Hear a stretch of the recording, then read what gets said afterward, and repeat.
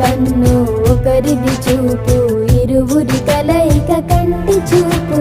ఒకరిది మాట ఒకరిది భావం, ఇరువురి కదలిక కదిపిన కథ ఇది ప్రేమ.